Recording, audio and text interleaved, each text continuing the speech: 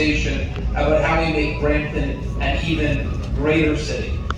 And right now I look at our city and I say, it is a great time to be a Bramptonian.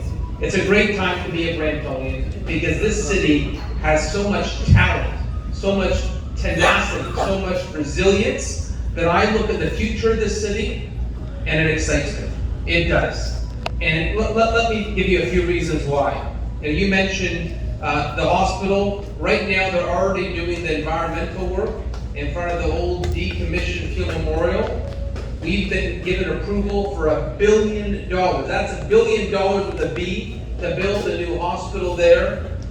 24/7, full service emergency. It's going to take us 5 years to build, but we are getting that second hospital. That's coming to Brampton. That's done. The tender is issued. We're finally getting that much needed healthcare investment.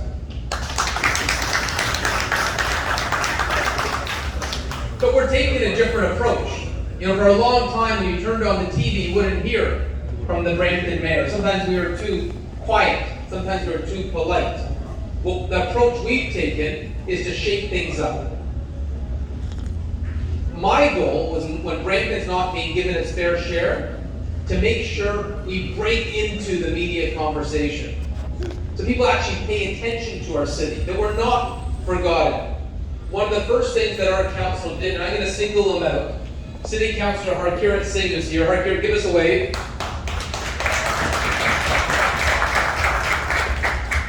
We declared a healthcare emergency. People said, why are you declaring an emergency?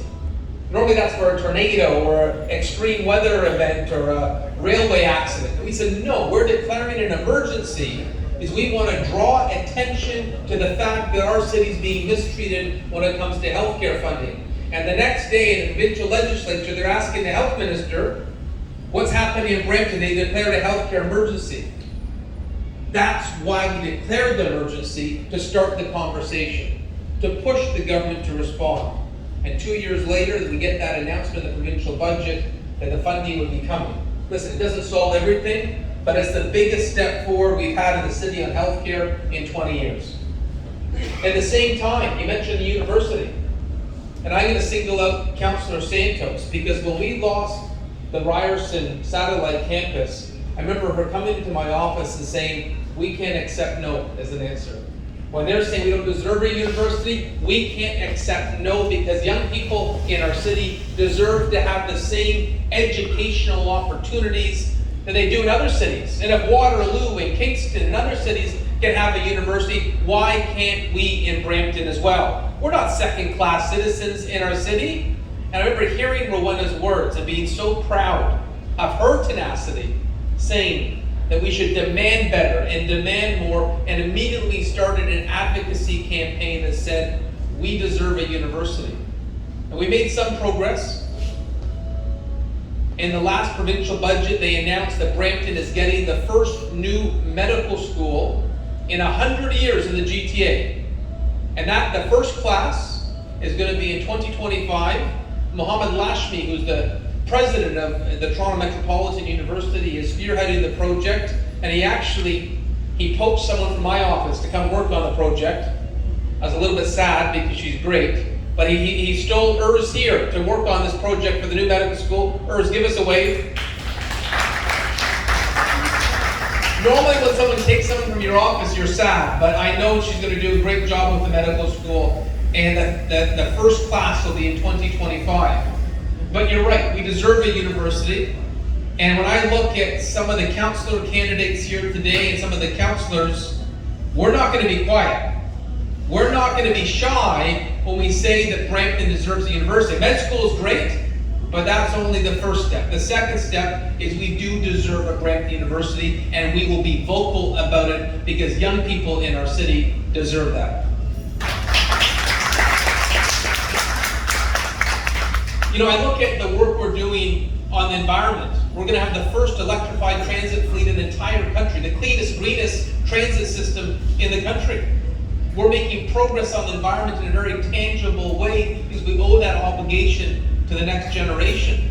The investments in active transportation are unparalleled in terms of other big cities.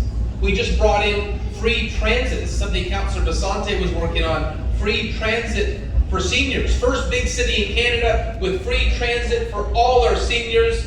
Sorry, me, you're not a senior yet. But for all our seniors who built our city, you can now ride Brampton Transit for free. And I should know Councillor Basante has been our chair of our Economic Development Department committee.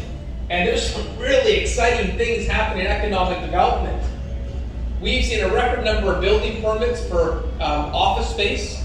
But one of my favorite examples of the growth we're seeing in jobs, has anyone heard of MDA? And there you got one there, Badar. Thank you, Badar. MDA is an aerospace company.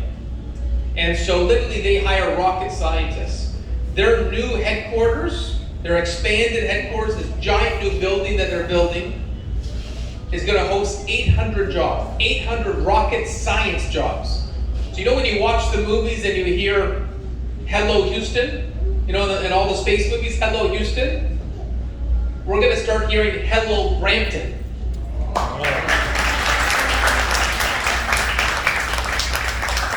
And when you talk about good paying jobs, you don't get better jobs than rocket science jobs. So the International Space Station has robotics that work and service the International Space Station. Those robotics are built, designed, and serviced in Brampton. And so when we need to monitor them, or you need to have any work done, they have to radio in, I don't know, radio, whatever it is, the technology to communicate with the International Space Station into Brampton.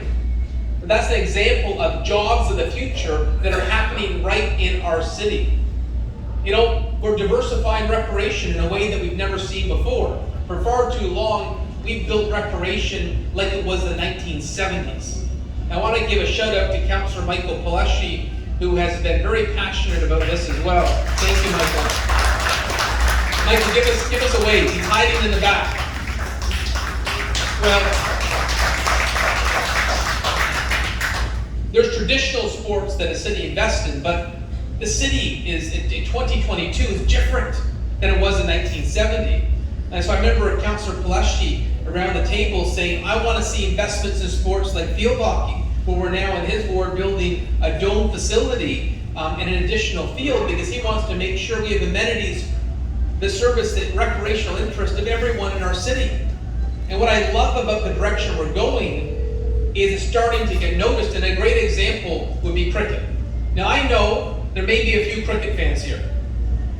Is it one or two? One or two here? I remember getting invited to watch the India-Pakistan cricket match. And I asked what the viewing audience was for that match. 1 billion people. Can you imagine that? 1 billion people. So the interest in cricket, we saw that in the GT20, was incredible. Well, this council has added more cricket fields in our 4 years in office than any city in Canada. And it's not just fields. We're adding lights, we're adding grass cutting equipment. I want to make sure that if you want to play a sport, you have the ability to do so. And this is just the tip of the iceberg. We're going to continue to make record investments in cricket to make sure, thank you, to make sure that if there's a wait list for teams, that they don't have to be on some forgotten wait list, that they can actually have their tournaments, have their leagues, and have the ability to be healthy and active. But one thing that I would say I'm most proud of, and what we're going to continue to fight for, is to make sure we fight for every resident. At the end of the day, it's about giving everyone equal opportunity. That you can roll up your sleeves, you can achieve anything. Because and let's not ignore the fact that there is systemic barriers. And we will never be quiet in standing up for what is right. And sometimes we do so when it's not comfortable to do so. I remember when I was the first mayor speaking out against Bill 21 in Quebec, which says that you can't wear a hijab or a turban and be a government worker. I remember there was Quebec radio shows attacking me saying, "What is that idiot doing speaking about our bill?" Literally, I was being ridiculed. I remember at the time saying, I don't mind being ridiculed because we are on the right side of history. And if you stand up for religious freedom, you will always be on the right side of history. I remember sitting with Councillor Singh and Councillor Santos and Councillor Basante and Councillor Kaleshi. And we had some colleagues who are saying, we don't want you to talk about this. Even boycott it. I had councillors that refused to go to the meeting where I was passing that motion to fight Bill 21. You know what we started on Bill 21, where we donated the first 100,000 to say that there's no second-class citizens in this country? 30 cities joined our campaign. 30 cities. Right now, this battle is going to the Supreme Court. To the Supreme Court. And the law in Quebec says that if you wear a hijab or a turban and you want to be a nurse, a police officer, a teacher, you would be fired. Imagine that. It's horrendous. You know, Kuldeep Goldie is here somewhere. Where's Kuldeep? There. Kuldeep wears a turban, works in my office. He's an absolute star for us. Absolute star. He couldn't work in a city right now in Quebec because he wears a turban. How offensive is that? It's vulgar. And this is going to the Supreme Court, and they did not have the funds to fight, to protect the Canadian Charter. And because of the campaign we started in Brampton, it is now fully funded to defend the Canadian Charter and stand up for religious freedom. And the reason this affects us is because if there's a precedent in the Supreme Court, it affects all Canadians. And I have to say, and the councillors here can tell you, we barely got quorum that day. Something that I knew in my core, my heart, was the right thing to do, and that we had an obligation to fight for Canadian multiculturalism. We only got quorum by one. So there's a number of council candidates here today who share my vision that we defend religious freedom. And I say it's so important that they're successful so that we have a council that will not hesitate to standing up for what's right. You know, I see Amin, my friend here from the Palestine House. You know, I remember being the first mayor in the country to speak out against the violence in Al-Aqsa. And I will never hesitate.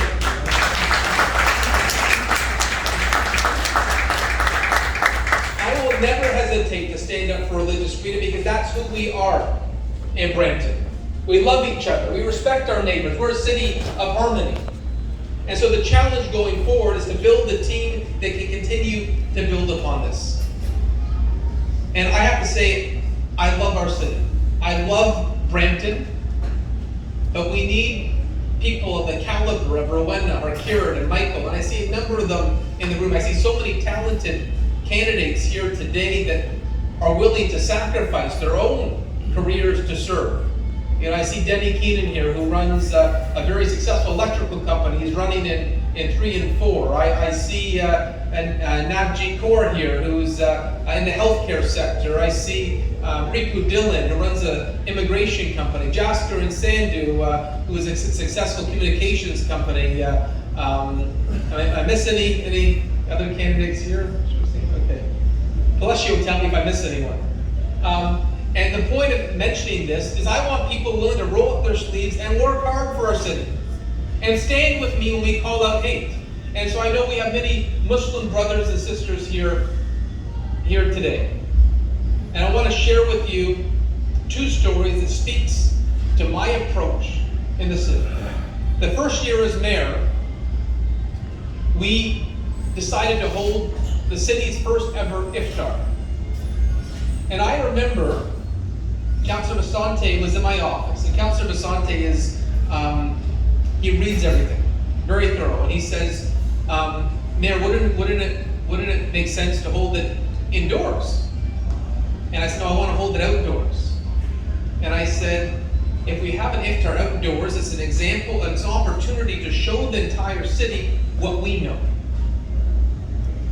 What we know, and that is that the Muslim faith is about love and helping one another. And the best way to fight back against stereotypes and misinformation is education. And so, you know, and Paul immediately said, great idea. And we had this iftar. The first year, Urs was actually one of the organizers. It was outside the Rose Theater, and it was a sea of people. And it wasn't just the Muslim community, it was neighbors in the downtown wanting to learn about Ramadan. And how beautiful is that? We learn about each other's backgrounds. So part of our responsibility to create harmony in the city is to say, let's take the time to learn about each other's history, ancestry. Let's learn about each other's faith, because the more we know, the more we're able to push back against the ugliness and the misinformation sometimes you see in the dark corners of the internet. You know, I remember during COVID-19, there was a local masjid, might have even been you, Milano Omar, that reached out to me, and said, can we have the noise bylaw amended to have an exemption when the places of worship were closed by the province, that we could actually have the call to prayer. And I looked at our noise bylaw, and it said the exemption only applied to churches. Can you imagine that? And my immediate reaction, I met with the councillors here and I said, should we change our noise bylaw? They said, absolutely. Treat every place of worship the same. No one could object to that, right?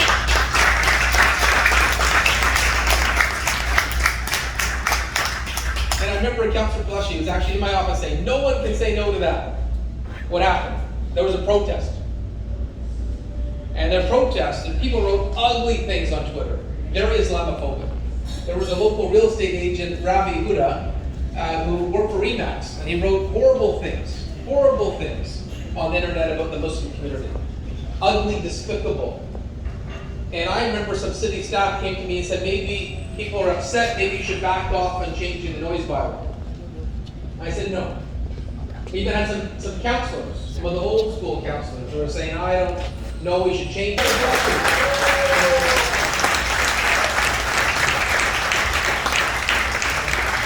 And the reason I say give an extra acknowledgement is because when you face hate on the internet, sometimes it can be confusing to think there's more people in that audience.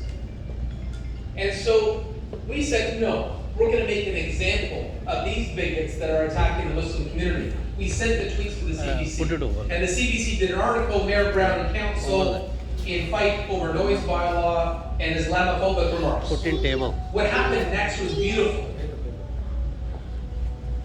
Remax puts out a press release saying the person who made these comments no longer works for Remax.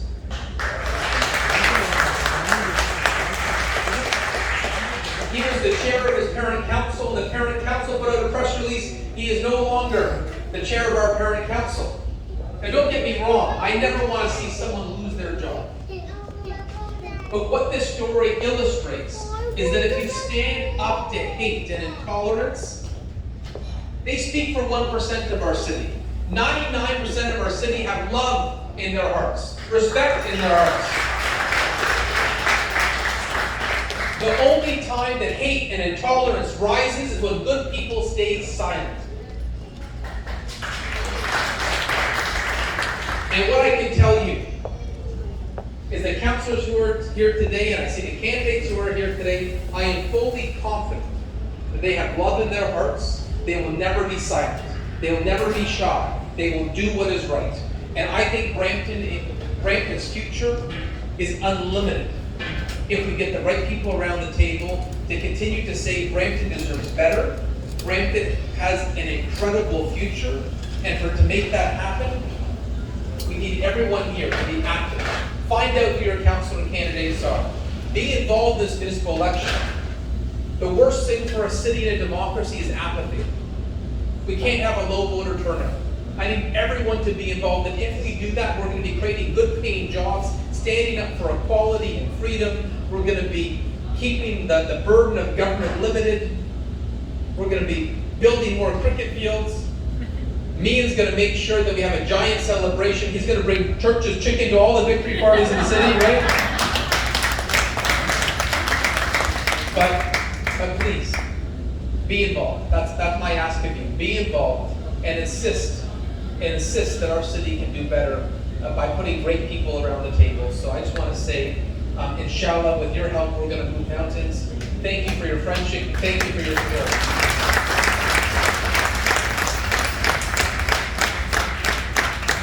Thank you very much, Mr. Patrick Brown.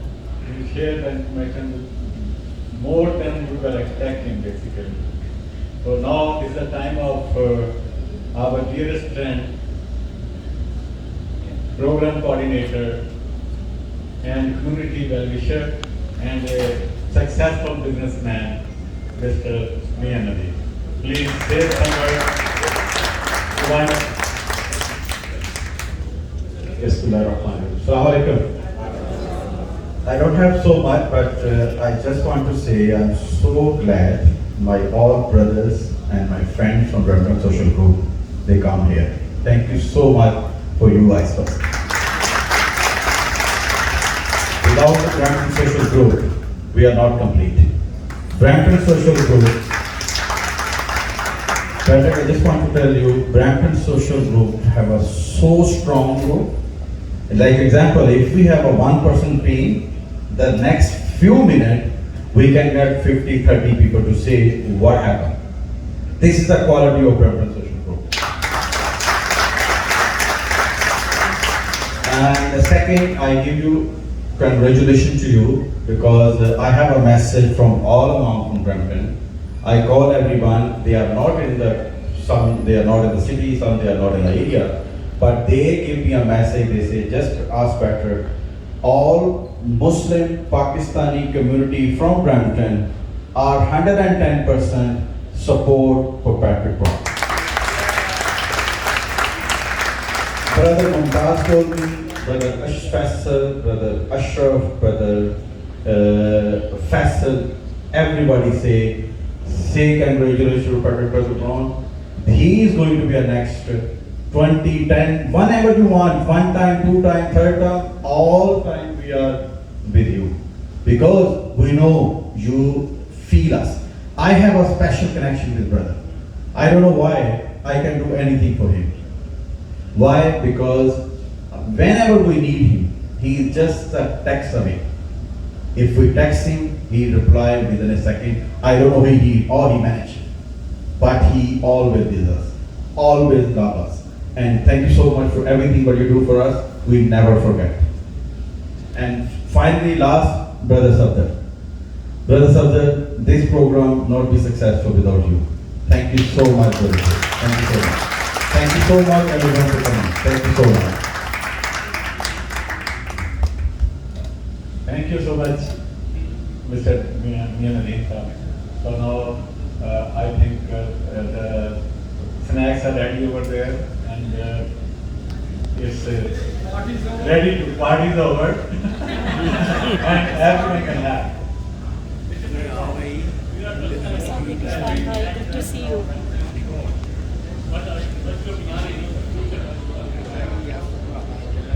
So the question was, what can we do about traffic? Brampton's a big city now, and with being a big city, you're going to get more congestion.